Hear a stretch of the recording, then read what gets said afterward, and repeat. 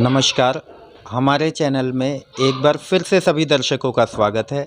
आज हम मौजूद हैं मयूर विहार फेस 1 के चिल्ला गांव के अंदर।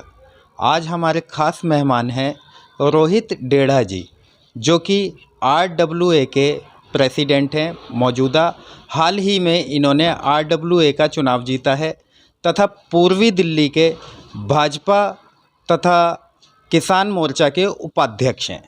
आइए जानेंगे रोहित डेढ़ा जी से कि इनके आने वाले चुनावों को लेके तथा किसान आंदोलन को लेके इनका क्या कहना है और क्या रणनीति भाजपा सरकार की रहेगी। जानेंगे रोहित डेढ़ा जी से।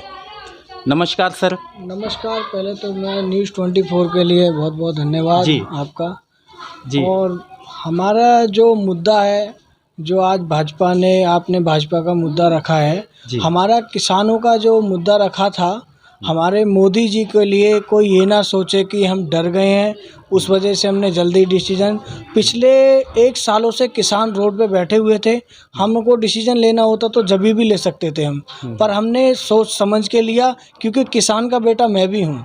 मैं भी एक किसान का बेटा हूँ, मैं कोई बाहर से नहीं आया हूँ, मैं भी किसान का बच्चा हूँ। और हमने जो डिसीजन लिया है ये सोच समझ के लिया है, और कोई ये ना सोचे कि हम भाजपा डर गई है। 2024 में भी हम बता देंगे, हम चुनाव भाजपा की सरकार बना के लाएंगे। और बंगाल में देखा था आपने, चुनाव हुआ, पिछली बार 3 सीट आई थी और अब की बार 70। आसाम में हमने अपनी सरकार बनाई। अगर हमें ऐसा लगता हमारी सरकार क्यों बनती है, अगर हम लोग गलत होते, हमारे मोदी जी की नीयत रही है शुरू से विकास की, वो विकास की नीयत पे रहे हैं और उन्होंने आज तक वो भी किसानों को भी वही मानते हैं। ऐसे ना समझो किसान को नहीं मानते, किसानों को भी मान के चले हैं। उन्होंने सबका सम्मान किया है। रोहित जी, जैसा कि काफ़ी विपक्षी लोगों ने, काफ़ी लोगों का कहना है कि भाजपा आने वाले चुनावों को लेकर डर गई किसानों से, तो जल्दबाजी में ये फैसला लिया गया है, तो उसके बारे में आप क्या कहेंगे? क्या ये जल्दबाजी में लिया गया फैसला है या चुनावी मौसम को देखते हुए फैसला लिया गया? ऐसा कुछ नहीं है सर, ये जो भाजपा कोई डरी नहीं है। अगर भाजपा डरती या कुछ ऐसा होता तो हम क्यों 70+ से वहाँ से जीत के आते। जी। एक तरफ जहां सरकार ने कृषि कानून वापस लिए हैं, उसमें राकेश टिकैत जी का कहना है कि अभी हमारा आंदोलन ख़त्म नहीं होगा, अभी हमारा आंदोलन और लंबा चलेगा, हमारी और भी मांगे हैं। तो क्या लगता है आपको, सरकार उनकी बातें मानती रहेगी तो क्या उनकी नई नई डिमांड, नई नई मांग खड़ी हो जाएंगी? देखो, जो उनकी डिमांड थी वो हमने, राकेश टिकैत तो अपनी राजनीति चमकाते रहे, जो अन्य पार्टी हैं वो उनके साथ अपनी राजनीति चमका रही है।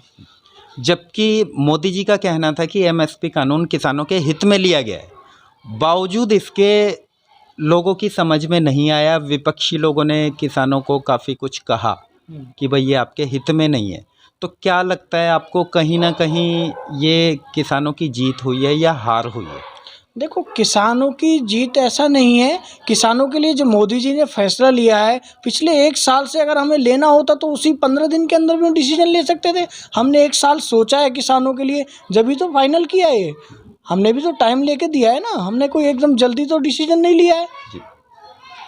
उत्तर प्रदेश के अंदर विधानसभा चुनाव आने वाले हैं और दिल्ली में निगम पार्षद के चुनाव, नगर निगम के चुनाव होने हैं, तो उसके बारे में आप क्या कहेंगे? मौजूदा निगम पार्षद जो हैं उनके क्या विकास कार्य हैं, क्या जनता उनसे संतुष्ट है? जैसा कि काफ़ी शिकायतें आती हैं कि पानी बहुत गंदा आता है, तो केजरीवाल सरकार के बारे में क्या कहेंगे आप? बिजली पानी को लेके एक तरफ मुफ्त पानी देने का दावा करती है केजरीवाल सरकार, मुफ्त बिजली देने का दावा करती है जी, तो उसके बारे में आप क्या कहेंगे?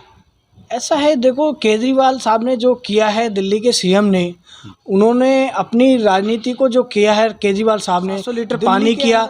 मेरा आज चिल्ला गांव में आके देख लो, पिछली बार राजू धिंगान विधायक रह चुके हैं, 5 साल वो भी काट गए हैं, और 2.5 साल रोहित मेहरोलिया भी हो गए हैं। मेरे गांव में पानी का एक तुनका नहीं है। शाम को टैंकर आता है, लोगों के सर फूट जाते हैं, पानी मिलता नहीं है। गरीब लोग बेचारे ऐसे खड़े रह जाते हैं, पानी का टैंकर जो भी आता है वो थोड़ा बहुत दे के चला जाता है, पब्लिक लाइन में खड़ी हो हो जाती है। 3-3 बजे मेरे यहाँ लोग सुबह पानी के लिए खड़े हो जाते हैं लाइन में। तो मेरे गांव में क्या पानी की लाइन आई है। पिछले विधायक भी राजू धिंगान रह चुके हैं, 2.5 साल रोहित मेहरौलिया जी को भी हो गया। क्या मेरे गाँव की सुविधा हुई है। और बिजली के मुद्दे पर आते हैं, आप दुकानों के मीटरों को जाके देखो, 8-8 हज़ार रुपये मेरे दुकान का बिल आ रहा है। मार्केट में आप पता करिए एक बारी। तो कहीं ना कहीं जैसा कि केजरीवाल सरकार बिजली और पानी मुफ्त देने का वादा करती है, तो क्या ये महज एक चुनावी जुमला कहेंगे आप, इसको क्या कहेंगे? ये तो देखो जी, केजरीवाल साहब की राजनीति है। ये तो राजनीति करते हैं कि पानी फ्री, बिजली फ्री, कोई फ्री नहीं है। ये सब हमारे बीच से निकल रहा है, ये सब हमारे बीच से रहा है निकल के। और क्या फ्री करा है इन्होंने महिलाओं के लिए। मैं आ जाता हूँ आपके मुद्दा, महिलाओं के लिए बस फ्री कर दी। पिछले वर्ष मैं भी मेरी गाड़ी में कुछ प्रॉब्लम हो गई थी, मैं बस से जा रहा था, तो कंडक्टर ने, मैंने खुद ने सुना उस कंडक्टर की बातें कि लेडी से बस स्टैंड पे खड़ी, ये देखो फ्री की लेडी से खड़ी। महिलाओं की बेइज्जती नहीं है क्या? हमारी माता बहनों की बेइज्जती नहीं होती? केजरीवाल साहब इतना ही करो जो हमारी माताओं बहनों की बेइज्जती भी ना हो। आपको कहीं ना कहीं ये नहीं लगता कि जिस प्रकार से जो पैसा बिजली कंपनियों को दिया जा रहा है, महिलाओं को फ्री बस सेवा दी जा रही है, अगर वही पैसा दिल्ली के विकास में लगता, क्या दिल्ली का रंग कुछ और होता? क्या कहेंगे इसके बारे में? सर, केजरीवाल साहब ने, अब से उनको 7 साल होने जा रहे हैं दिल्ली में। उन्होंने मुझे ये बता दो दिल्ली के अंदर क्या किया है। मैं तो दिल्ली को तो छोड़ो, मैं अपने गांव का ही दिखा देता हूँ। मेरे गांव में चल के देखो, रोड कितना बुरी हालत है मेरे गांव की। इनको 7 साल हो गए। सीवरों को जाके देखो, मैं बीमार, हमारे लोग इतने रहते हैं गांव में, कोई फैसिलिटी कुछ नहीं। दिल्ली को तो क्या संभालेंगे?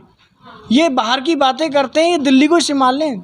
जल आपूर्ति करने में विफल बहुत ज़्यादा। हमारे चैनल के माध्यम से आने वाले नगर निगम के जो चुनाव हैं, दर्शकों को आप क्या कहना चाहेंगे?